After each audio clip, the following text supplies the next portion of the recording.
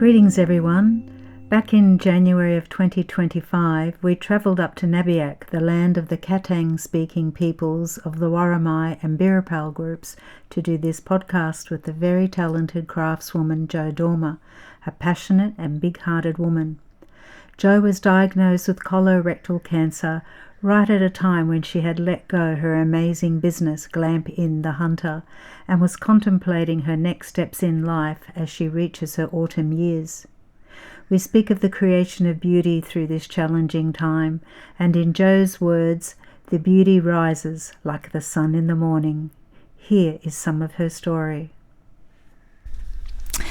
Okay, let's see how this is going to go. Just relax, Jo. Well, last night we landed here at Minimba Permaculture Farm, that's right, to visit our beautiful friend Jo. And we were welcomed by open arms by this lovely community up near Nabiak, I believe. Is that right, Jo? That's right. Yeah. Yeah. And this has become a sanctuary for you, hey? It is at the moment. Yeah. It's been a beautiful gift of a landing spot for me to heal. Well, do you want to share about this journey that you're in right now? We're going to dive right in to this big transition that you find yourself in right now. Yeah, the last couple of years there's been some strange bowel movements, and when I finally sort of took stock of what was going on, thinking it was hemorrhoids, and then I find out that it's actually something much bigger and deeper. It's colorectal cancer. And it's been an extraordinary journey of unravelling myself. An unravelling of yourself. An unravelling of myself. I guess, in the context of our relationship in the ongoing work that we've done here, and the Bone Women especially. I was driving out from Newcastle out to the Hunter Valley, and I had lost about 30 kilos of weight. And losing weight's always been a battle for me throughout my life. So it was pretty extraordinary when I did actually snap to and go, oh my God, what has created this weight loss?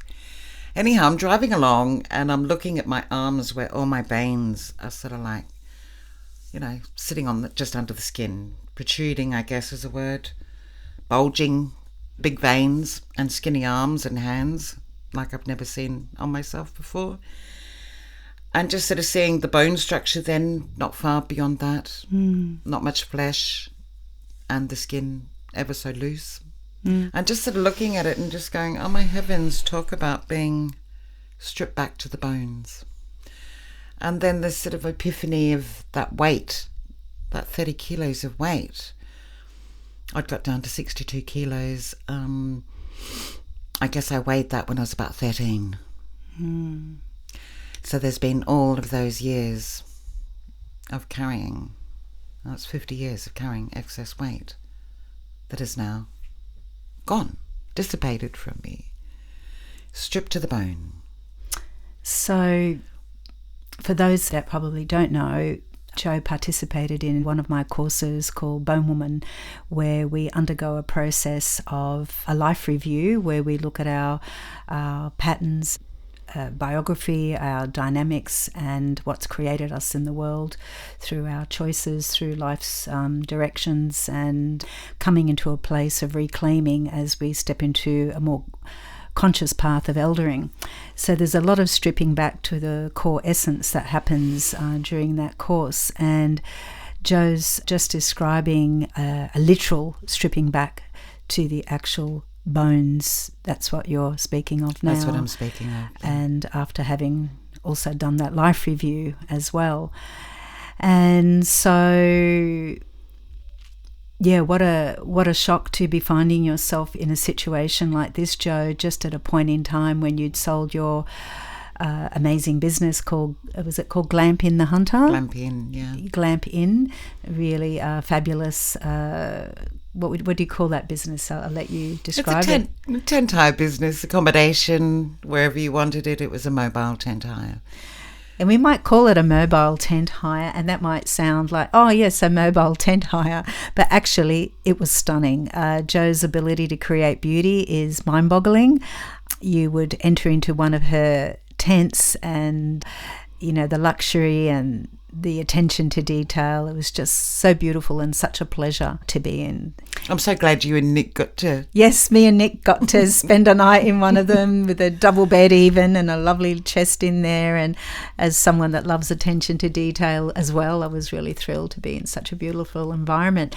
And so you had built this business up and was in the process now of finding yourself on the road in your van that you had refitted, and now you, at this very intersect of all of this, you now find that you have this cancer journey to enter. Yeah. And do you want to speak to that transition and what you've been discovering about yourself firstly?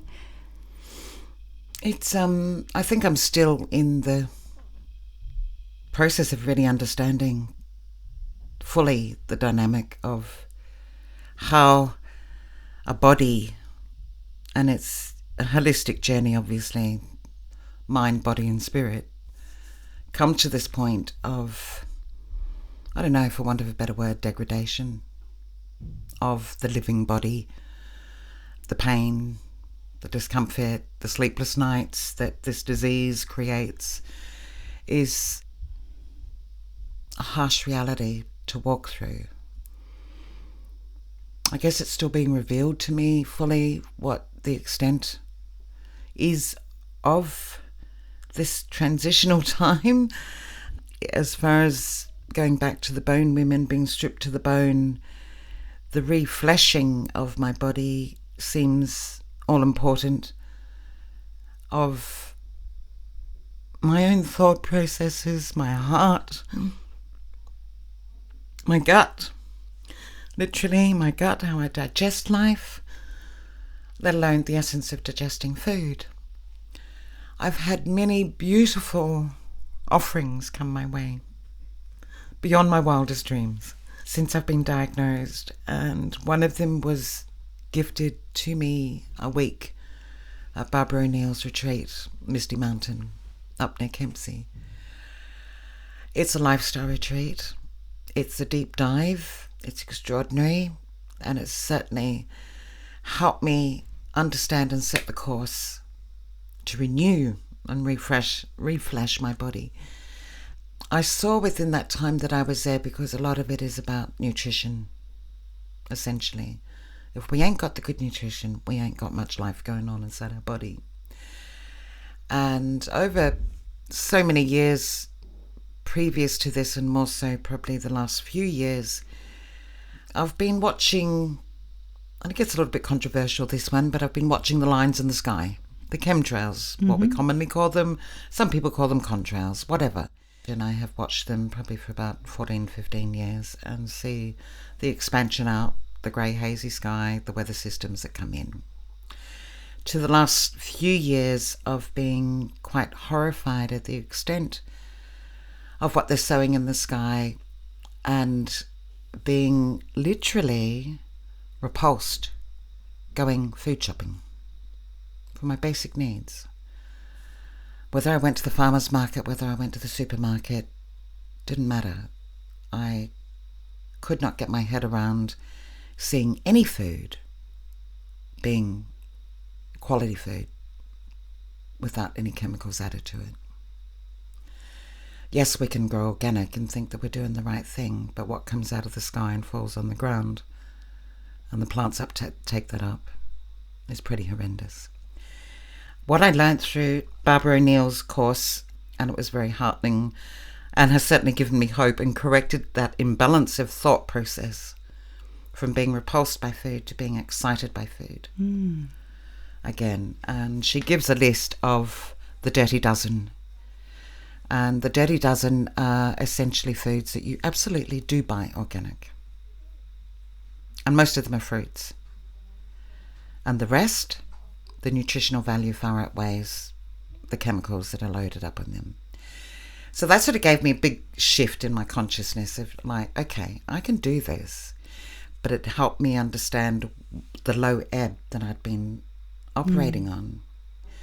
I've now put all that aside because it does not serve me. I'm aware of it. I have a healthy awareness of it. It's interesting that when I came yesterday, you said, "Oh, hang on, I have to go out and water my garden."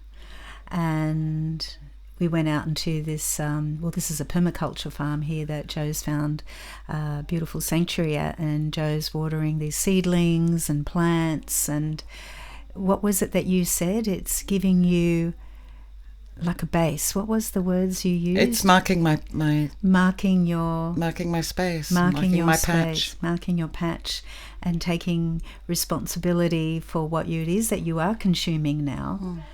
Through the plants and through the nutrition that's going to come from what, this little piece of territory that you're taking care of. But also, too, pulling back into that cocooning space of retreating from the world, really, and just being present with the rhythms of the day and the rhythms for yourself, to dive in. And through this diving in with yourself and moving away, what were you speaking of, that idea of degradation? You spoke of this idea of creating beauty. You realize something about yourself. Can you speak about what that is? I'm witness to it, but I'd like it to come from you. The importance of beauty for me comes through the suffering of COVID and the downside of how that affected a sole operator in a little business. Was pretty hard. It was a business that I built up. I've just got to fill in this little gap here. Absolutely, yeah. It was a business that I built up through the family estate. My mother passed away, and it was money that I had to invest in something, and I saw that this was an opportunity to actually build on that, create something absolutely beautiful, which I love to do, and sell it. And it was going to be a 3-4 year venture.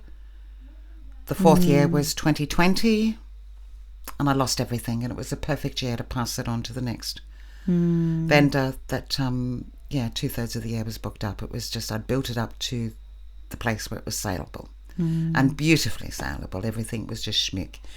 So in that decline through COVID and the lockdowns, et cetera, and that suffering, I got to, like we all did, we got time to ruminate hugely, sitting at home.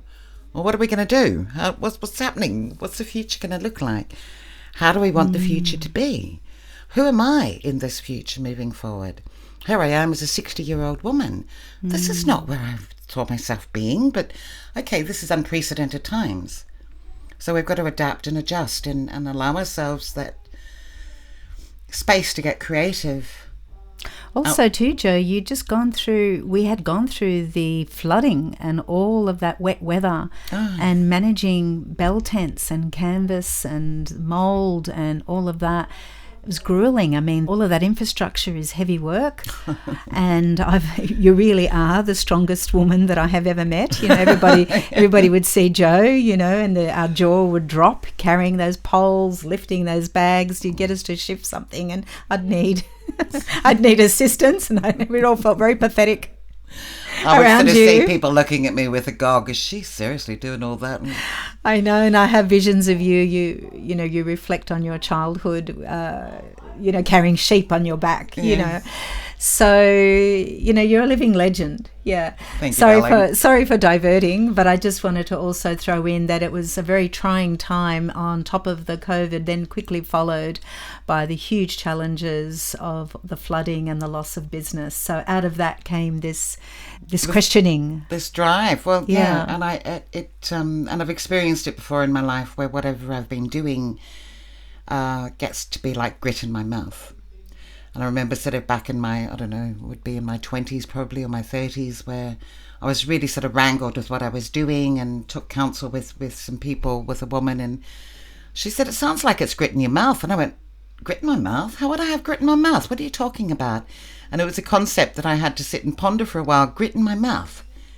And it is a real thing that you come to a point in time where whatever it is that you're doing tastes like grit in your mouth. You just want to spit it out and be done with it.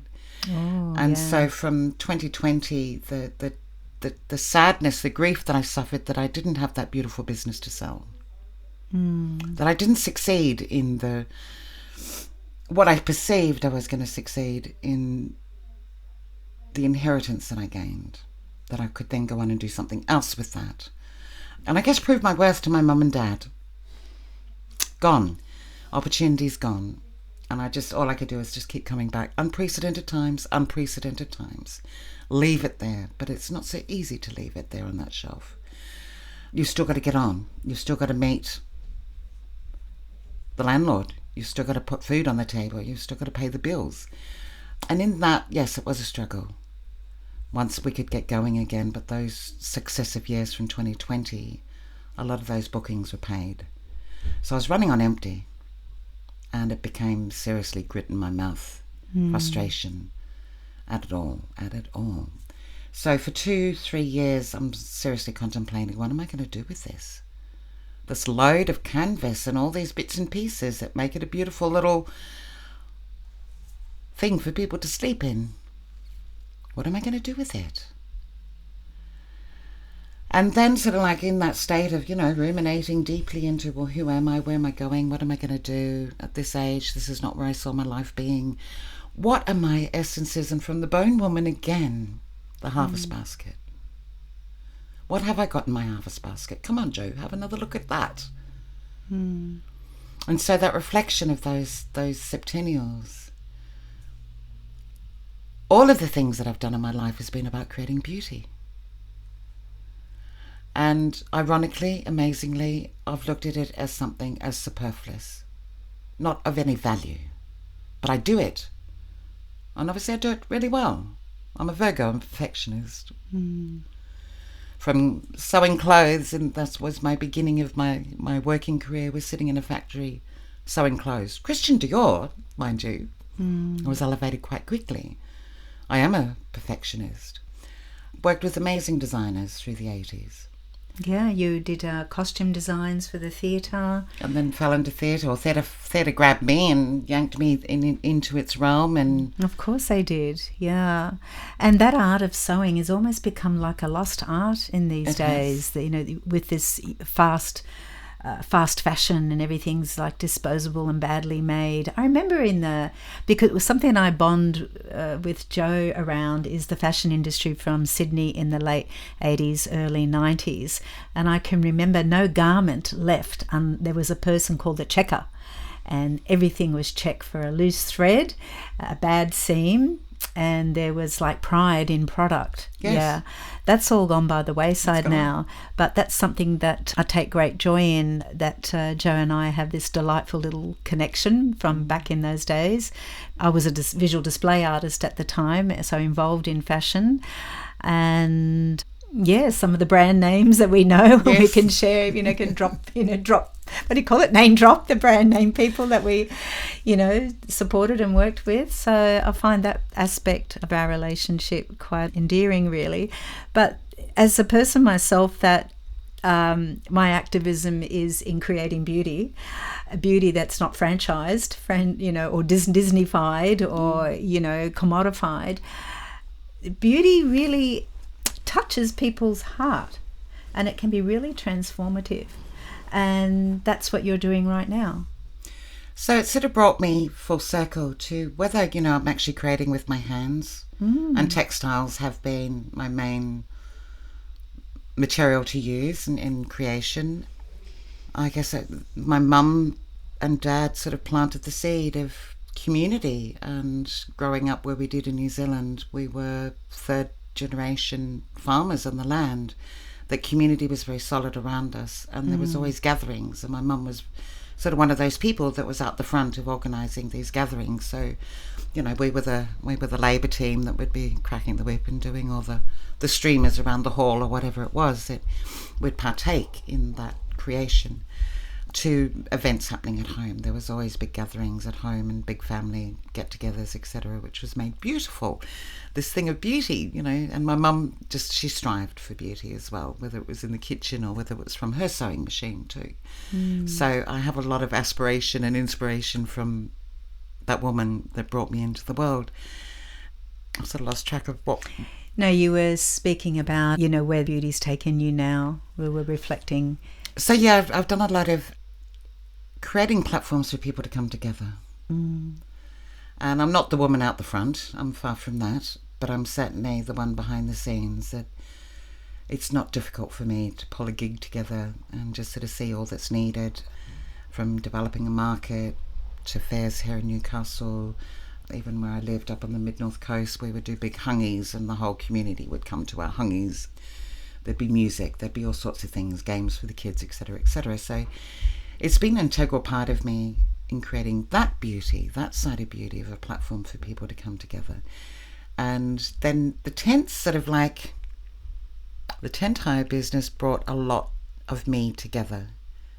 It brought all those elements together, didn't it? All those elements together. Yes. Creating the platform where people can come together. It could be a whole group. It could be a family get-together. It could be a wedding that was guests were accommodated.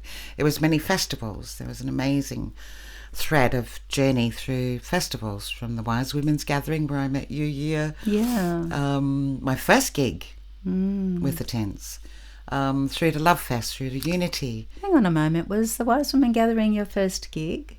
Wise Women's Gathering was my first gig with the tents. Wow. Yes, that Back was in beautiful. That's 2017, where, I think. Yeah, could have been. I've lost track. I know. I've lost track of time. Seems a long time ago, and so much has happened, and consequently you got to set up those same tents at that same piece of land at many other gatherings, and the visual beauty of what you created really created a really beautiful anchor for those gatherings. Yeah. And I'd bring my flags in, because I went from making clothing for women or for people, and I got pretty tired of dealing with personalities. The prima donnas. Yes. I got sort of, over all of that, and letting go also of my perfectionism was a real joy of being that finesse of perfectionism, to making flags where I'd just rip fabric and sew it together, and there'd be raw edges, and I didn't care. It was really quite a joyful process. So my flags became a big deal, and they would pop up. They would come with me with the tents. So there's always a bit of colour and a bit of flutter in the wind as well that filled in space. The festive air. To bringing all that together, to then sort of sitting with this grit in my mouth of losing the quality of my business. The beauty rises like the sun in the morning. It rises perpetually. I can't avoid that. I can't deny that aspect of myself. And to bring it in, and focus on it, of who am I, and I have this capacity to create beauty, allow it to be, and give it value. So giving it value, I think, is part of this void that I'm in through this healing process of my own beauty. Truly been able to look myself in the mirror, which has been very difficult over the last year, more so than ever before, and just seeing the Jo that is the beautiful Jo that other people see with me, holding myself in high esteem by the very innate nature that I have of what comes created from my hands. Jo, not only is what you're creating quite mind-boggling beautiful, the fact is those hands of yours have brought so much healing to so many people. And what we haven't spoken of in this very short time is also your journey through the Lomi Lomi massage experience. And I think that's where we first bonded at the Wise Women Gathering. I was gifted multi-magic. I was given a session with you, and hands down, sorry to all those practitioners out there, you are truly the best. Oh, blessings, darling. You are so amazing at the way you utilize your hands to bring healing. You put your whole blood and sweat and muscle into those treatments and have no limitation on the time to actually help release what's jammed up in someone. Like I had a frozen shoulder that nobody could deal with, nobody at all, and you spent 2 hours in there getting inside little bits and pieces that I didn't even know existed in my body till it was released and both my arms floated in the air.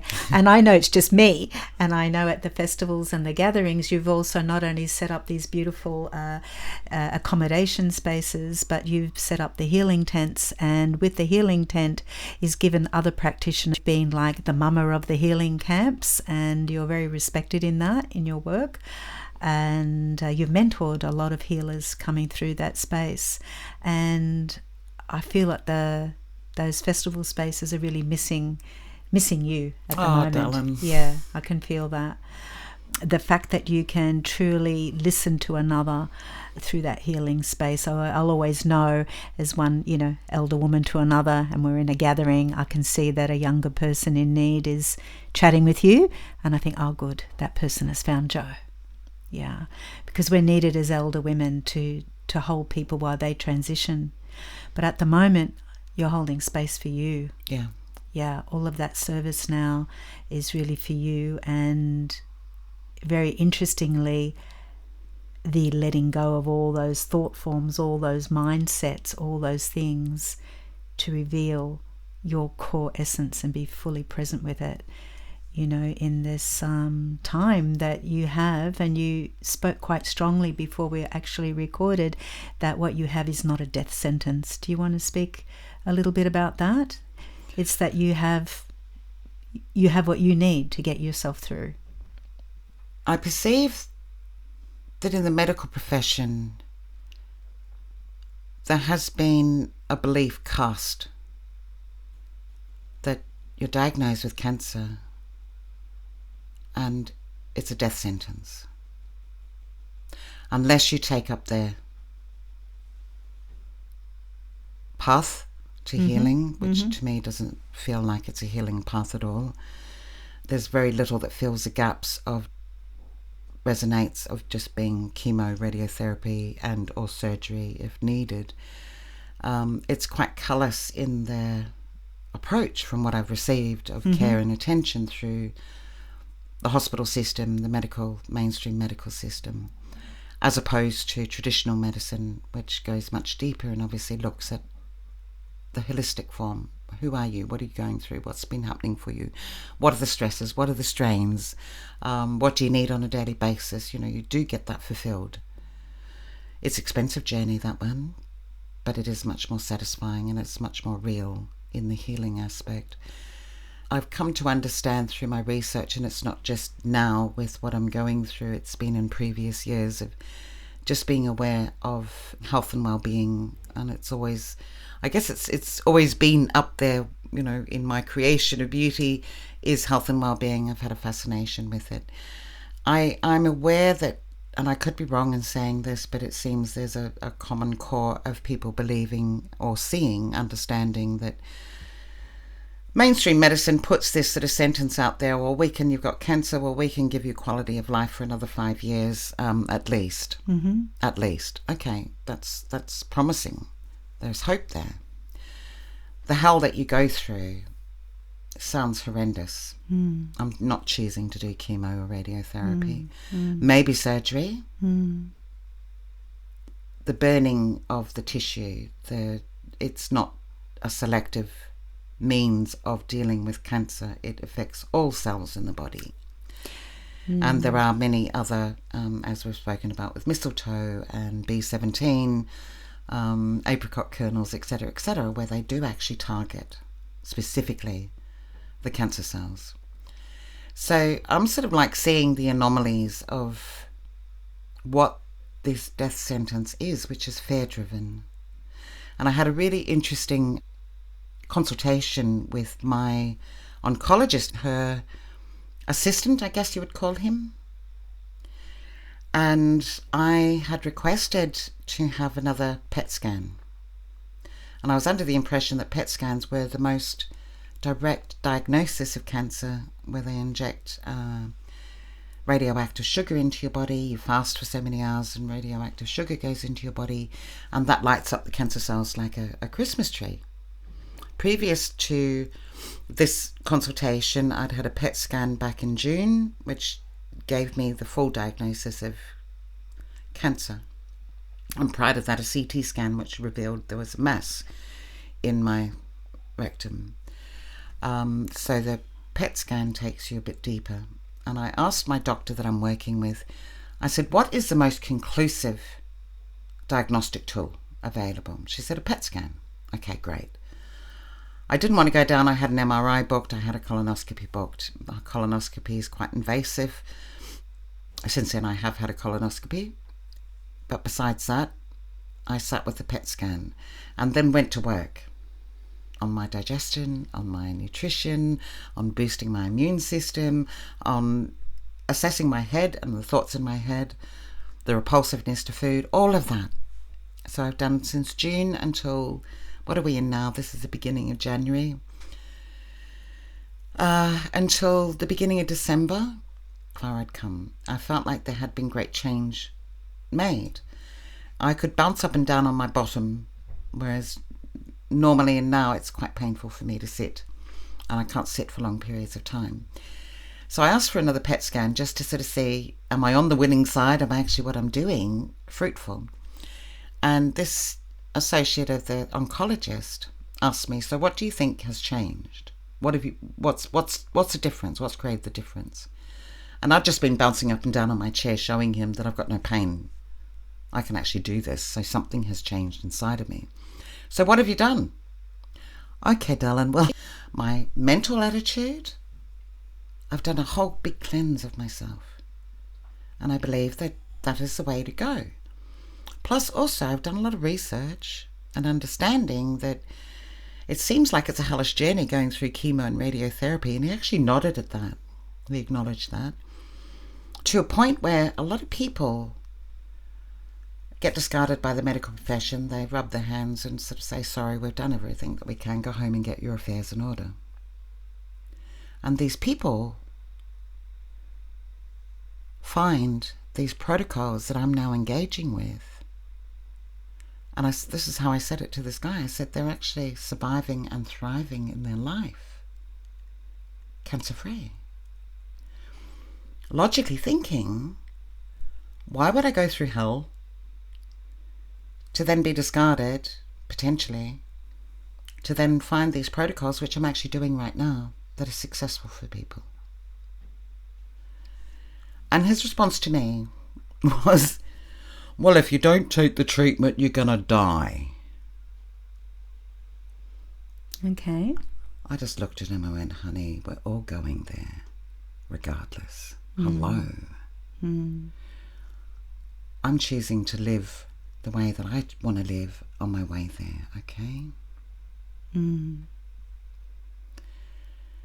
It was an extraordinary encounter with a medical person that has obviously very little clue about bedside manner whatsoever. Yes, whatever happened to bedside manner? I think you'd just probably gone over 10 minutes, your consult time. Dear, oh dear. So what I'm seeing in this independent spirit of a woman that you have always been, with, you know, your travel in your van, you know, the raising of your children in every single aspect of your life, that independent spirit, she's well and thriving, that instinct that you have, and she's going to carry you through this journey now. Yes. And yeah, there's a lot of discipline involved in that, but it almost feels like I've come to visit you and you've become some sort of monk in a like a retreat center in a way. You've stripped down to the bare fundamentals on every level. You're eating the nourishing food, you're taking care of your little pet out there and nourishing. And yeah, I wish you well, Joe. It's an inspiration, and it's rare that I get to sit in the space of somebody, you know, that is going through a transition like this. It's been many years since, you know, I've sat in that space. And yes, of course, we are all going to die eventually. But that indomitable character that we know as Jo, and the lugging of those gigantic poles and enormous heavy 1,000-kilo tents, it seemed to me, is the woman that is now campaigning for herself. And strip right back and look forward to see what transpires when you with someone, that the core essence of their beauty is revealed. And now you're making these phenomenal God's eyes. I mean, we speak of God's eyes and we think of something we just made at the Steiner School with a few little sticks. That's right, little paddle pop sticks. Little paddle pop sticks. But hey, everyone, they are amazing. They're like kaleidoscopes of great beauty. And there's a weaving. You keep using the word weaving, don't you? Do you want to expand on that weaving word that's become your new mantra? Because this is what you're doing with these God's eyes. It's, I guess it's still sort of being woven, really, that story. But, it was very interesting back in, what are we in now? We're 2025, so it would have been 2024.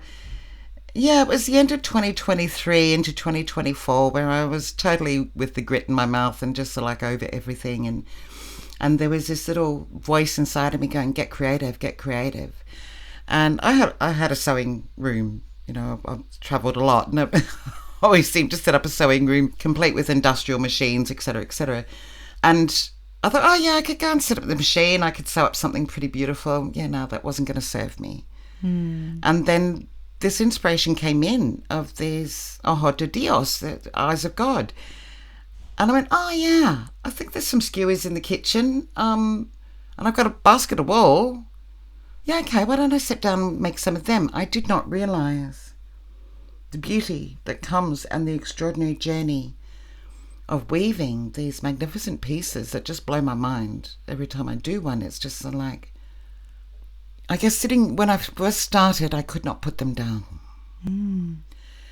And the thought process of God's eye. What is God's eye? What is God? You know, it took me right to that essence of everything, I guess, life. And this is before I was diagnosed. So here I am sort of sitting in this quagmire of my decline of life, the degradation of my body, and looking for the fruits of my ability to create beauty. And I was totally captivated with these weavings and God's eye. Yeah, it was quite fascinating because at the beginning you've got an eye in the centre of the sticks that are woven together.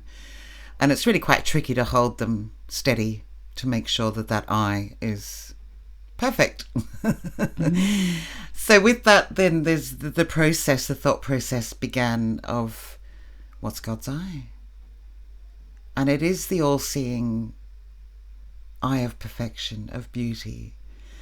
And truly when I sort of, would sit in and do these weavings and decide that, okay, well, now I'm going to go in this direction around, I'm going to put this colour around, and how they sort of like jump with each other or complement each other or sit with each other and create another pattern, a dynamic that is, I love geometry, so it's sort of not difficult for me to sort of weave in these geometric shapes and dynamics that come from these weavings of life and the essence of life. I just want to jump back to my flags. When I first started making the flags, and it's a bit of a process which is complex, but in a nutshell, I cut out pieces, ripped up pieces, made a mandala on one side of the fabric that was a flag, and on the back I'd have a plain piece, and there'd be 1,000 pins holding down all these little bits of fabric that made the mandala, and I'd put it under the machine and organically begin to sew from the center out and catch down all these little pieces and create patterns. And one of the processes that I went through is, and I loved it, where in geometry you can have these shapes where there's no beginning, there's no end. These weavings hold that same essence. Even though I'm changing colour of thread, it's irrelevant because there is no beginning, there is no end. It is eternal.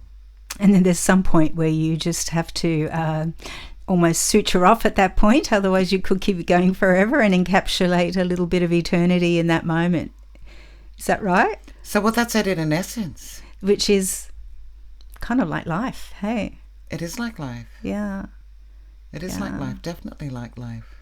And the weaving of our days, the weaving of our months and years. Mm.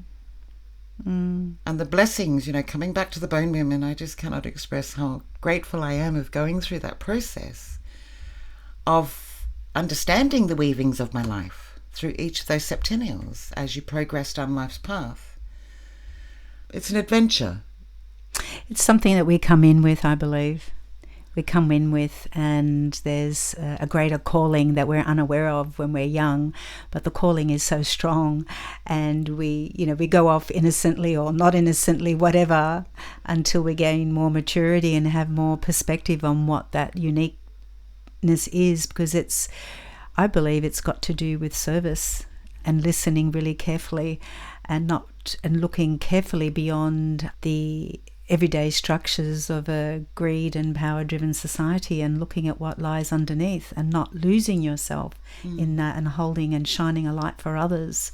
And you've been doing that through your work or your community, the community, the festivals, the markets, the sewing and the making, and what you're making now, these beautiful eyes of God, which you can make them. You can make a big one, you can make a small one, and we can all have one. Yes. Now, I just wanted to say, while I'm here now in the recording space, that, Joe's mentioned a few times the septennial process and going into the harvest basket. The process that I've been inspired to develop has come out of the anthroposophical pathway, and a septennial, as you would hear Joe speak of, 7-year cycles. But I won't speak any more of that. It's just that in the 7-year cycles, we go back and do a life review using each of the 7 years to gain a greater understanding of our reason and purpose here on Earth, so we know how to navigate the rest of the time that we have left. And the value of the harvest basket obviously speaks for itself, doesn't it? Yeah. It's a harvest basket. It is. It's your harvest basket, especially for eldering women at this time. And some women arrive feeling that they haven't got anything, but actually if you look in, there is much in that basket. But there's also much to grieve as well. There's a lot of loss as well, and, dreams that never got fulfilled, and, and there's that dream of your business that you had built to that degree and built it up and to take it further, and then having to, go through the grief and loss of, what came at you from the external world through the forces of nature and society and all those things. Yeah. But it's brought you now here to completely have a self-focus and shine that eye of God upon yourself for your own healing. And it's almost like with a clean slate, because I have very, very little. I've eliminated. I sold the business.